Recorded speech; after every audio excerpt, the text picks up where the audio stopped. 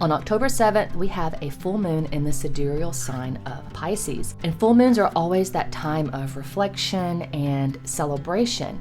But this time, it's also about release. We've got Pisces, the 12th sign. It's associated with the 12th house of surrender, letting go. But most importantly, it's the end of a cycle. It's the last sign of the zodiac before we start a new cycle in Aries. So this full moon is about letting go what hasn't been working out for you. And really, it's the end of a larger cycle in your life, wherever your Pisces and Virgo houses sit in your chart.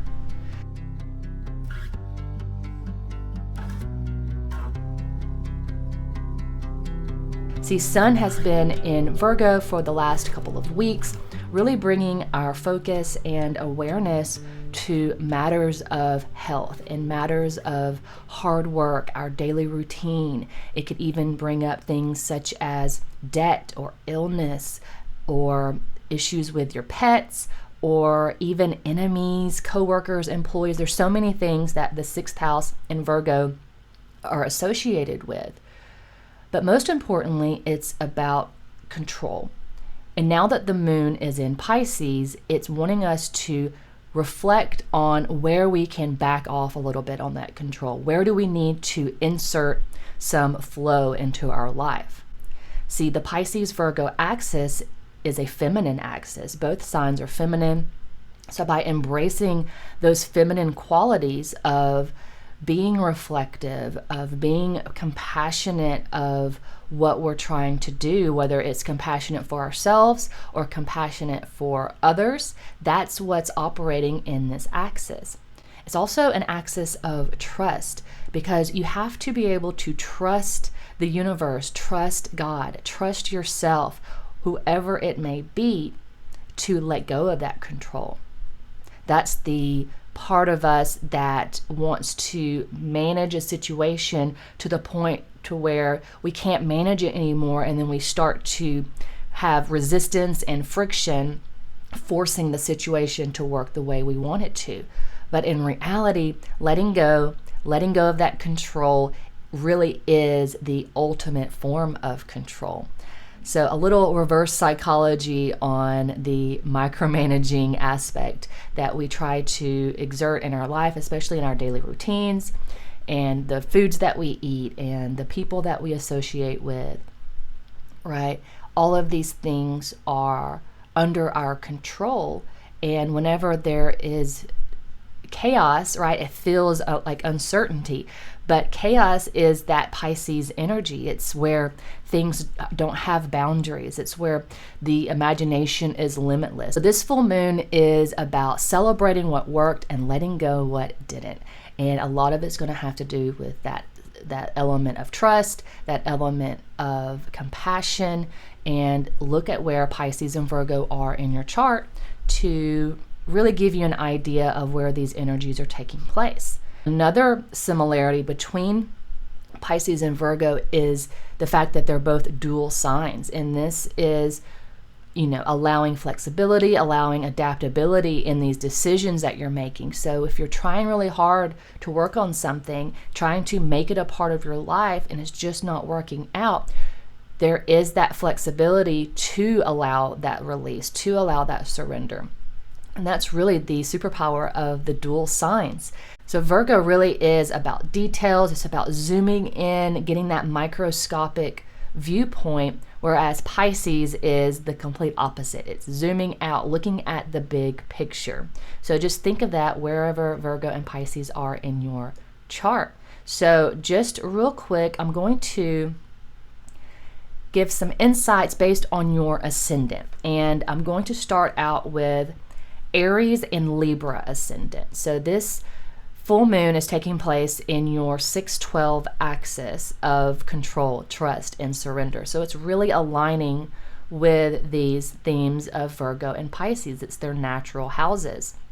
So there's physical and spiritual healing, spiritual health. And these two houses are Dhisthana houses, meaning that they can bring challenges. And it could be themes of debt or expenses that are coming up. And it also includes what you work hard to maintain and what you ignore and don't give much attention to. So these are the things that are coming up for you, Aries and Libra ascendant.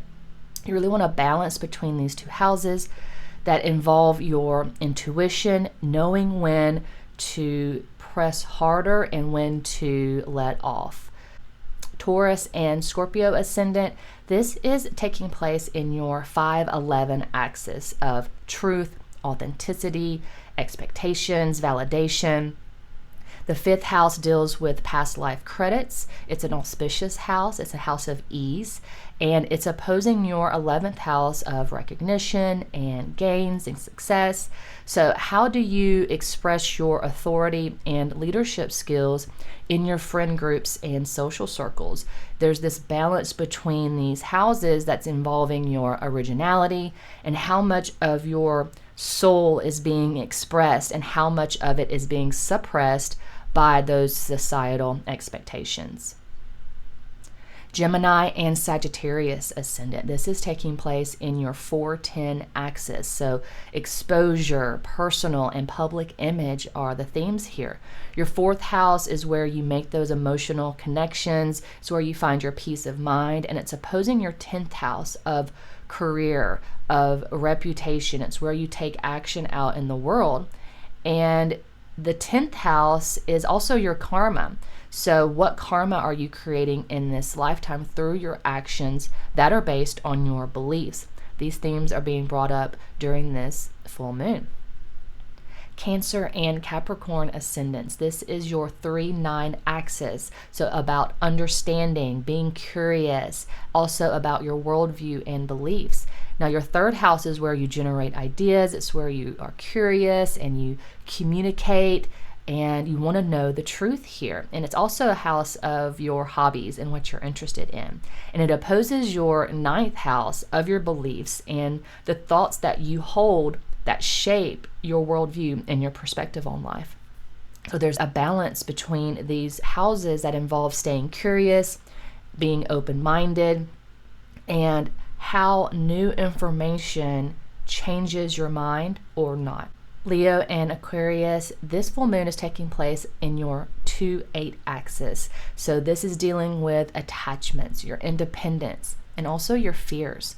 Your 2nd house is where you hold on to. It's where you acquire materials and physical resources. And it opposes your 8th house where you hold on through emotional attachments to those things. Specifically, there's fear around losing your material and physical resources of the 2nd house. And so this idea of change in the 8th house, this transformative house, can be really difficult. And transitions to the 8th house, whenever planets transit your 8th house, it's going to always involve some kind of breakdown. Something is going to fall apart in some way. It's not going to feel very good, but this change is important for your growth. And so the less that you resist it, the easier it will be to move on. Virgo and Pisces. This is a full moon in your 1-7 axis. So this is dealing with you, yourself, your relationships, and how you compromise and negotiate with others. Your 1st house is representing your physical body. It's your appearance. It's your life experiences. It really encompasses every area of life. When a planet transits your 1st house, it's impacting all of you. And the 1st house is opposing the 7th house, which represents other people. It's your relationships, your partnerships, whether romantic or business. And it's about your commitments here. So who you are is ultimately reflected to you by those people that you associate with, the people that you have a contractual agreement with, like a spouse, like a business partner, and anyone that you form a union with. These are the themes that are going to come up for you during this full moon cycle. All right, now I want to look at the chart of this full moon. This captures the moment of when the sun and the moon are in exact opposition by degree. And what we have here is a Leo ascendant. So this is really keeping in the theme of truth, especially after those recent eclipses we just had in the 5-11 axis of truth and societal expectations. And Sun is the chart ruler. So opposing Moon in Pisces, it really brings that 12th house theme, reinforcing the need to really release what we cannot control. That is definitely prominent in this chart. We also have Saturn still in Pisces. He's retrograde. This is adding pressure and fear to the mind, but also is restructuring what freedom means. And current events around free speech and social media, really the manipulation of all of that reflect this influence. And I'm thinking about doing a video about this free speech that's going on around the world and how Uranus in Taurus, Sidereal Taurus, is really impacting this, along with the Jupiter in Gemini, Pluto in Capricorn. I mean, it's all a confluence.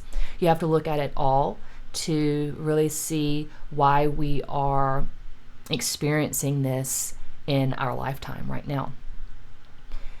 And if we look at the first house of this chart, we have Venus and K2 together. Venus represents a desire for pleasure, fun, relaxation, and K2 is the opposite. It's a detachment from that. It's almost like living an ascetic lifestyle.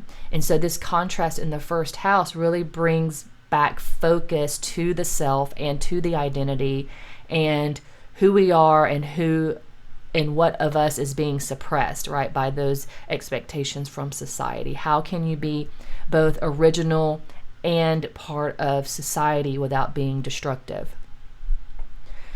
We have Moon in the 8th house of this chart. So this is showing deep emotional, deep psychological transformation, sudden shifts that are just below the surface. The 8th house are those hidden things just underneath, right? And then we have Mercury and Mars in Libra, and this is in the 2nd house of this chart. So we're dealing with passionate, really sharp, cutting speech. And it's going to be around themes of fairness, balance, diplomacy, equality, all of these things, compromise, all of these things that Libra represents. And then, of course, if we look at the Rahu-Ketu axis, it's sitting in the 6/12th axis of the chart. So this is really mirroring the Virgo Pisces full moon theme of effort versus surrender. And then Jupiter in Gemini is in the 10th house. This is where we seek to bring wisdom and truth to what we consume in media, what questions we're asking. And Gemini rules explanations, communication, sharing, knowledge. And Jupiter struggles in Gemini. It's an enemy sign. So that learning and fast-paced sharing of Gemini may lack those moral groundings that Jupiter wants to bring, right? Those deeper principles that Jupiter wants to bring, they can't really get into it because Gemini is a very surface level sign. It's very superficial. Guys, thank you so much for watching. If you like this video, don't forget to give it a thumbs up. And I also wanted to show you my 2026 Transit in the Sky Vedic Astrology report. I'll put a little flip through down here so you can check it out.